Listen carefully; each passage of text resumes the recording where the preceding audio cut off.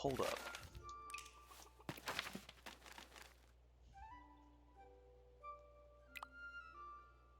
So I gotta go back to Old Noakes. And I gotta go back to Rosie Cotton.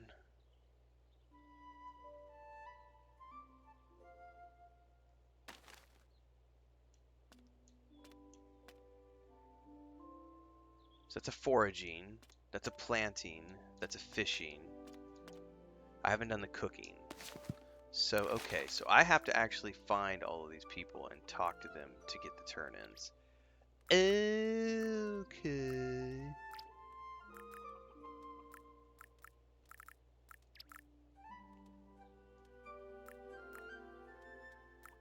It's going to be quickest to go this way. Let's go up to Old Noakes first. And then we can go to Delphi, and then we can go to Rosie, and at the same time we can then hit up her mom.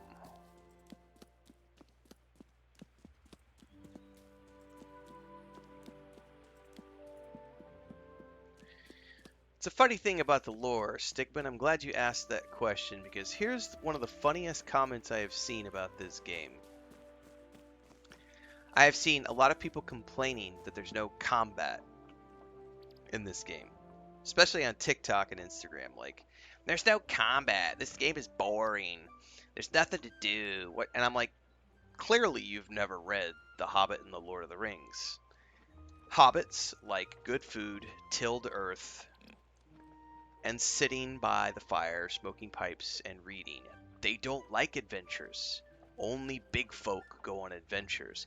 And I saw a comment, but what about the Hobbit movies? That doesn't explain the Hobbit movie. And I'm like, tell us you've never read The Lord of the Rings and The Hobbit without telling us you've never read The Hobbit and The Lord of the Rings. Because in The Hobbit, specifically, Bilbo Baggins is essentially kidnapped by Gandalf to go on a quest. He doesn't want to go on the adventure. He eventually, at the very last minute, changes his mind, and he bitches the whole way up until about the time they get to the Misty Mountain, or up to the point they get to the Misty Mountains, and he rescues the dwarves. That's when he finally starts to feel like he's a part of the company. But the whole first half of the adventure is just Bilbo bitching about how he wants his handkerchiefs and his library and his books, and he misses his breakfasts and all those things. Hobbits, generally speaking, don't go on adventures. Bilbo goes on an adventure, and then consequently Frodo and his cousins go on adventures because they were part of that same family lineage that got drafted into being a part of the journey of the One Ring. But there are thousands of other hobbits who never, ever, ever go on adventures. They don't fight. Ever. They're farmers. They hide from the big folk. They literally are keen to stay private, and they know how to hide from the big folk. It's all right there in the lore of the fucking books, if people would just read the books. So, the question about are there any fighters or mage hobbits in the lore? No. There were some warrior types, like the Took family, and the guy who invented golf, because he knocked, what was it, Bull Roarer Took, I think was his name. I may be misremembering who that one was. But there was a fight with goblins at some point in the history of the hobbits, and the goblins attacked. They mentioned the wolves in the game a little while ago. That's part of the lore. But like, no. There are no fighters or mage hobbits in the lore because hobbits are not fighters and mages. Hobbits are gardeners. Hobbits are farmers. Hobbits are simple folk who love the country life, who hide from the big folk, who don't like adventures. They don't want to go out and have adventures. They want to stay home and fish and cook and garden. It just shows to me how many people have never actually read the books when I see people talking about how this game doesn't have any combat. This game sucks. Doesn't have any combat. Hobbits go on adventures. Like look at Bilbo. There's hobbits that go on adventures. There's fighting in the Hobbit. No. Bilbo Baggins was a unicorn example of a hobbit who was, like I said, kidnapped essentially And then he got Stockholm syndrome with the dwarves halfway through the journey.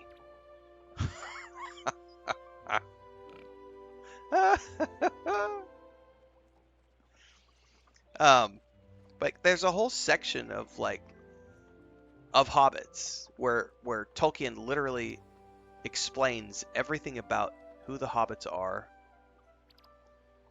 what they like to do, how they hide from the big folk, they hide from the rest of the world. He talks about their history.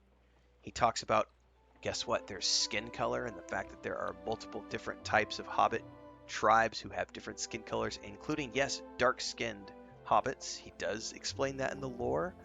People who claiming that there's no dark-skinned hobbits have never read the Lord of the Rings or the Hobbit books. So it's just, there's a lot of gatekeeping going on around this franchise from people who clearly don't know anything about Lord of the Rings. But I thought that was a great question to jump on. Stigman asking, are there any fighter or mage hobbits in the lore? Not really. Like there are a couple of exceptions, but no. As a do we call it? It's a race. Hobbits are a race. Elves are a race. Dwarves are a race. As a race of beings, hobbits are not the adventuring type. They are not the warrior types. They are not the mage types. That's right, Chris Shop. You've been reading the books, and that is correct. Exactly. Like, I always love it when people try to come at me with like their version of Lord of the Rings, and it's like, no, sorry. I've been reading Lord of the Rings since I read The Hobbit when I was 5 and Lord of the Rings since I was 7. I'm 45. I know Lord of the Rings fairly well, fairly intimately. There are a few people like Don Marshall, of course, on TikTok. Like he's gonna the obscure Lord of the Rings facts guy.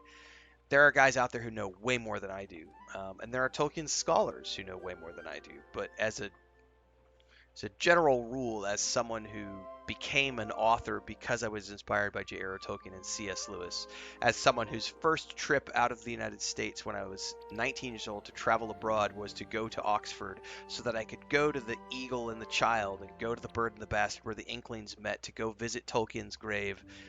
Yeah, you don't get to come at me with your version of Lord of the Rings and be like, there were no colored hobbits in the Lord of the Rings. This game is woke because it's got blacks and dark-skinned hobbits. No. Why is there no combat? No. Right, Serena, exactly. And all the other hobbits criticize Bilbo because he went on an adventure. Or if anyone else is going on an adventure, like, oh, why would you do that? No, we don't do adventures around here. That's not what we are. Brandon Lewis says, in fact, spoiler alert, that's why Frodo and Samwise made the perfect ring bearers, because they are without any ambition. Yeah, they just want to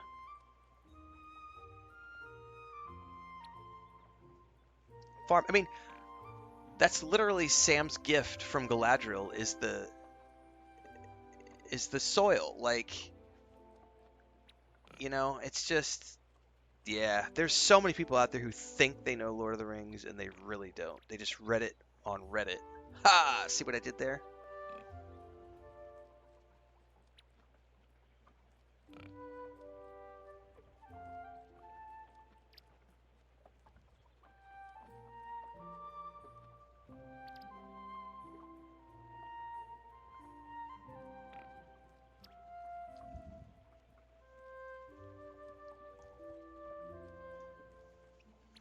Hang on, I gotta...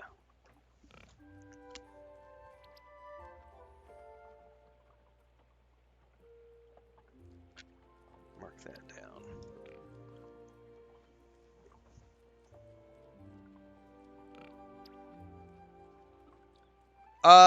Well, that's not a hard explanation of what it is, Stigman, but definitely a lot of it was based on his experiences in the trenches.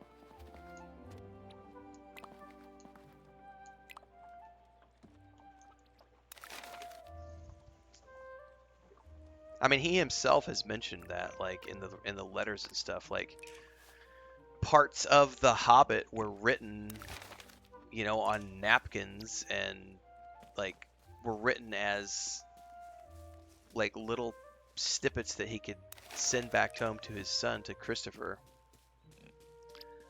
and basically tell this tall tale to his, his children. And then that spun out to become The Hobbit. And then after that, looking at what became The Lord of the Rings.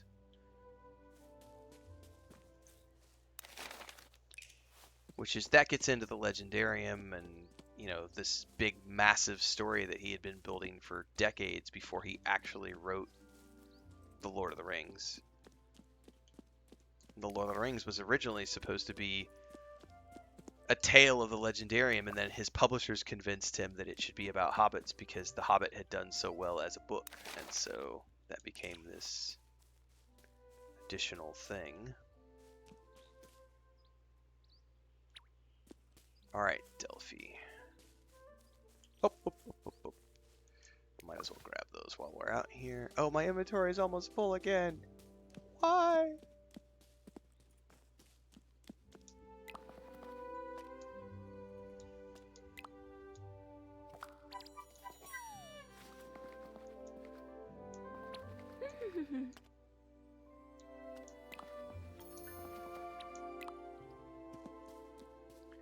Alright, now we need to see Lily, who is back up there. Let's visit my house to drop off all this stuff, and then we'll visit Rosie, and then we'll visit Lily.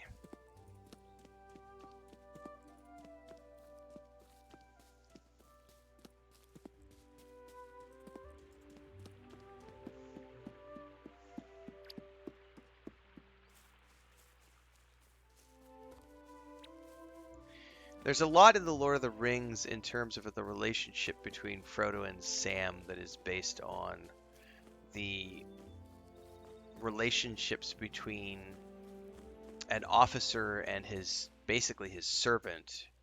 And Tolkien was an officer during the war, and he had a personal servant or a personal assistant, and that Frodo and Sam friendship is largely based on the type of friendship that he had. And the way that those relationships were carried out, very much, upper class, etc. Stigman gifted a whole bunch of subs over on Twitch. Appreciate the support, Stigman. Thank you so much for that. And also, one of the big things that comes through in Tolkien's work, Stigman, is when you get it, it's not so much. It's there in The Hobbit, but it's definitely there in The Lord of the Rings, which is he makes a great. There's a great lot of detail put into the distances that they travel on foot and the conditions of the weather while they're traveling and the terrain. And so that comes from his experience doing forced marches, living in the trenches, and being on foot and constantly traveling as a soldier. Those units of measurement and that lifestyle of marching with your gear and needing to know the terrain, all of that stuff comes through in his writings, and you could definitely see that military background coming into play in the way that he describes environments, landmarks, distances they travel, and especially when you get into the Lord of the Rings and the portion where Gimli and Legolas and Aragorn are chasing after Merry and Pippin,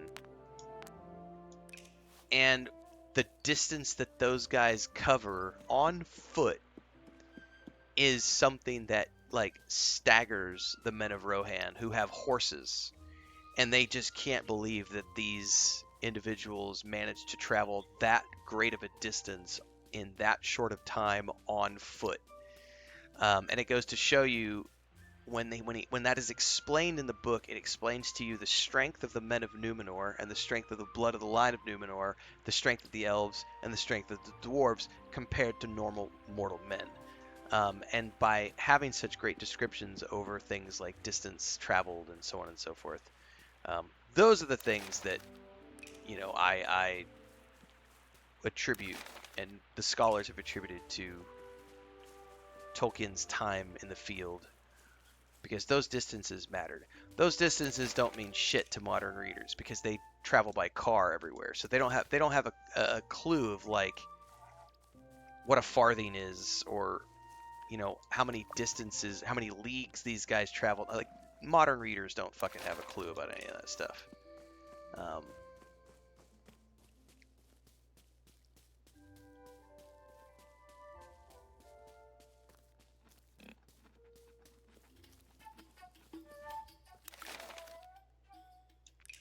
She's up here somewhere.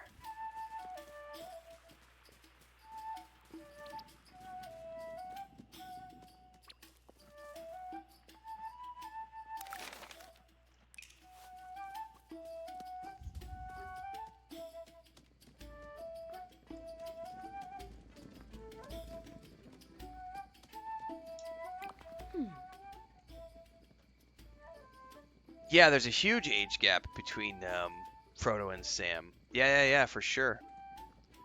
And exactly, the departure time, the time between the party and the departure, how much time Gandalf spent in Minas Tirith, like searching for things.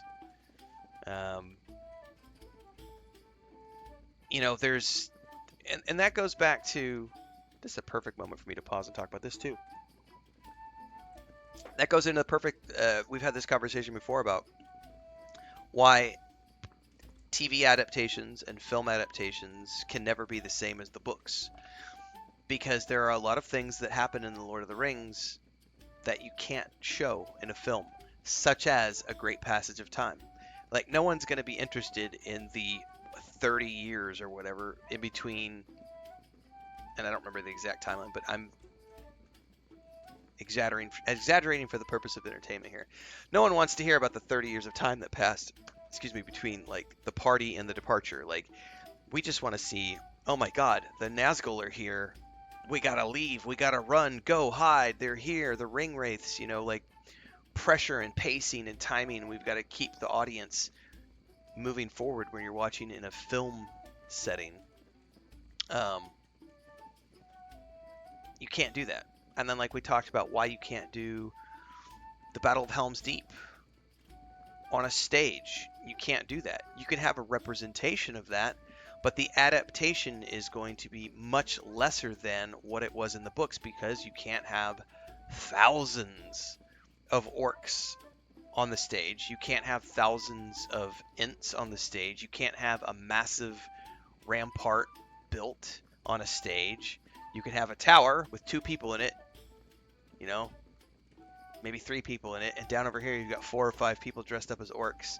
But that's an adaptation, and that's the perfect example of what an adaptation is. It is a adaptation of the source material, not a direct representation of the source material. And way too many people get bogged down in, well, it's supposed to be just like the books. It needs to be just like the books. No, it doesn't. No, it doesn't. No, it doesn't.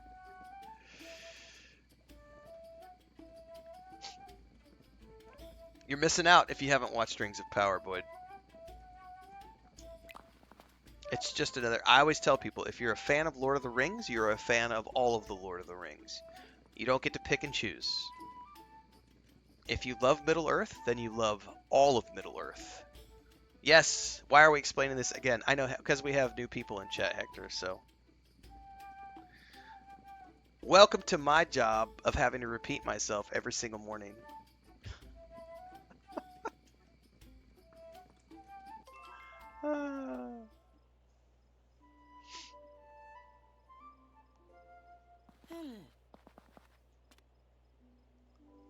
I'm settling in fine, Mrs. Cotton.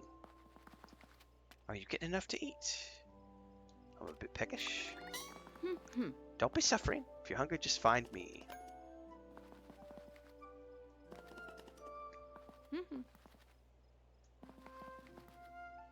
So hobbits and the Green Dragon, they need looking after too. But it's my husband I worry about the most. The whole village campaign is going to wear him out. Like, there's a whole hashtag campaign right now on TikTok that is saying, not my Lord of the Rings, not my Middle-earth. about this game. Like they're refusing this. They're saying this is not a Middle Earth game. This is not a Lord of the Rings game. And I'm like, you don't get to make that call. Like you don't. Sorry. This is literally a trademarked game made by one of the companies that has been making Lord of the Rings content for decades now. Oh, you don't like that it's a cozy crafting game? Too bad. Doesn't mean that it's any less of a Lord of the Rings game.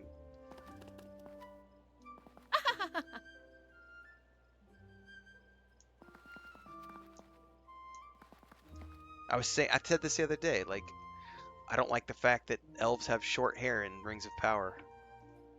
Doesn't ruin the show for me. It's just I don't like it.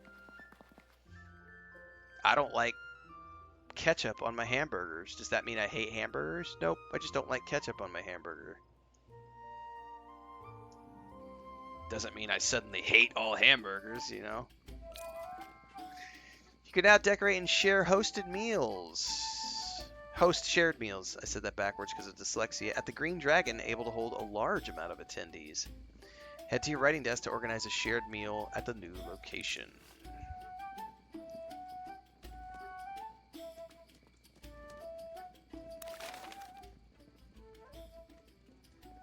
Yeah, it's a perfect example, Gray. Like, the Wheel of Time outrage. It was like, yeah, it was different than the books. Oh well. Alright, last day of summer.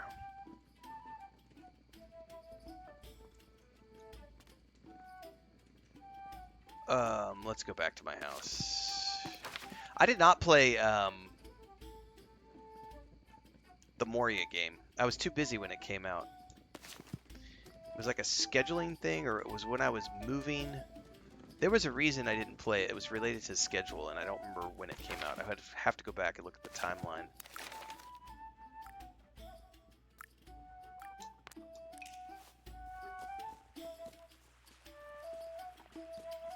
Ooh, don't go down there.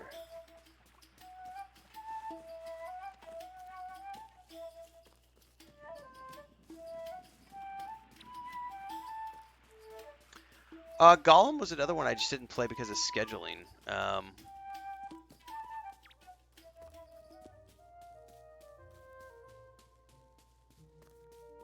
love the Shadow of Mordor games. And my brother and I both looked at the Return to Moria because he and I like playing those types of games together. And that actually, you know, I just thought about something because the kids and he and I are playing Lord of the Rings Online with the kids. That might be a good game to try together as a family. Would be the Return to Moria because it's co-op. Does anybody in chat know how many players can play together in Return to Moria? Is there like a limit? Is it 4, 6 players? What's the limit on people who can play together?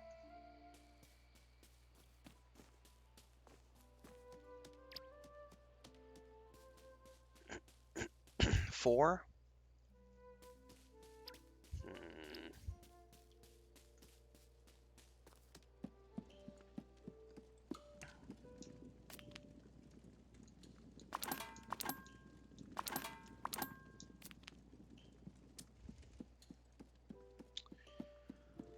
All right, how do I do a big shared meal?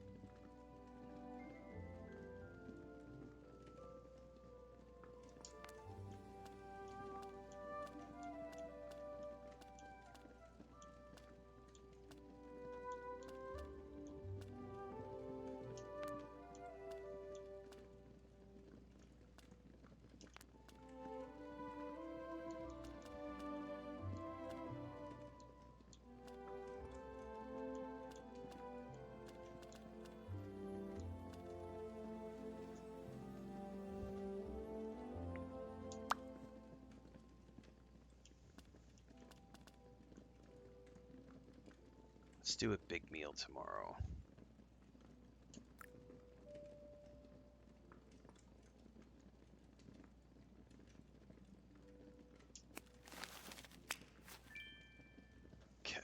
It's up to 8 players? Oh, perfect.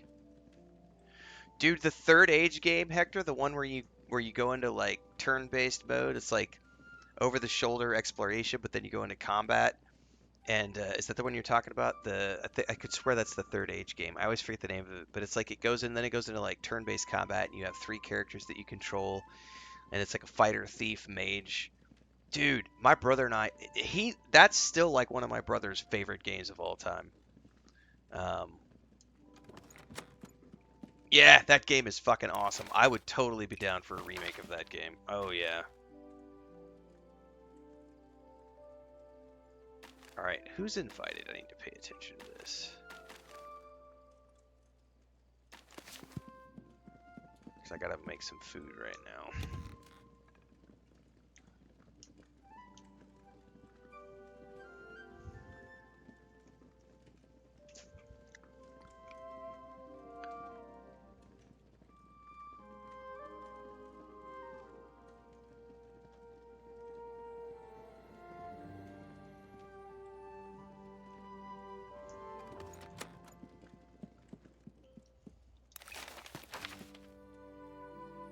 The Balrog, the Balrog fight in that game is so awesome.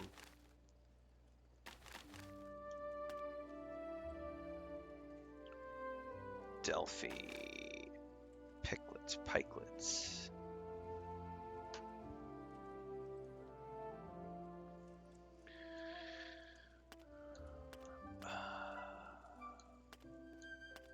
Hobson, don't know.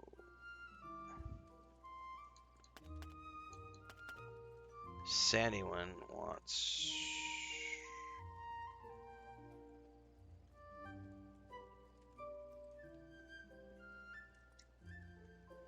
Tom wants tart.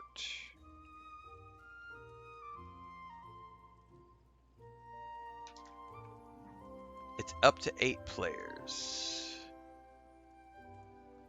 Hang on, let me go Google this really quick, because now I'm genuinely curious. Because if that's one or two of the kids, I know one of the kids has a birthday coming up. That might be something I do. Many players can play.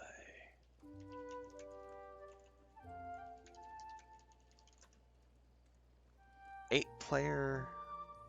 Yeah, Google AI says up to 8 players. Does it have crossplay?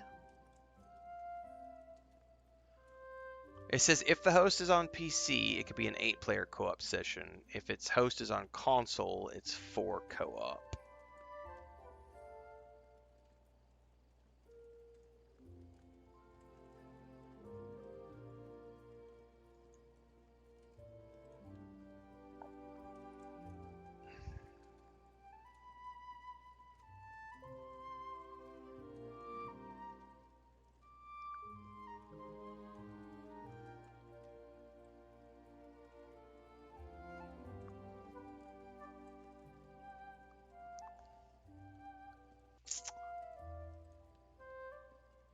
Yeah, I'm gonna have to talk to my brother about that.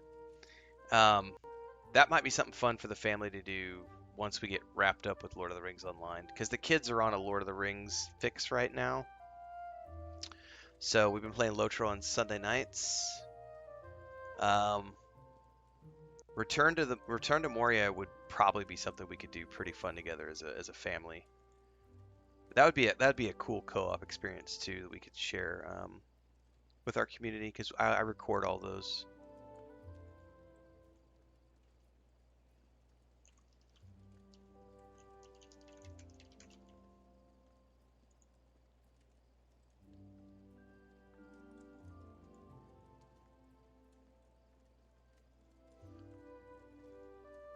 All right, I got sidetracked.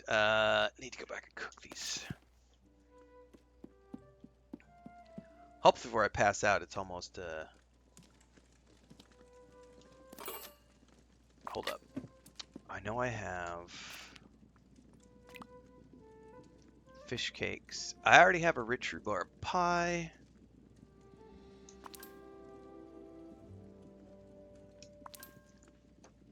Which gives me 2 of these things. I just need to make pikelets and a tart.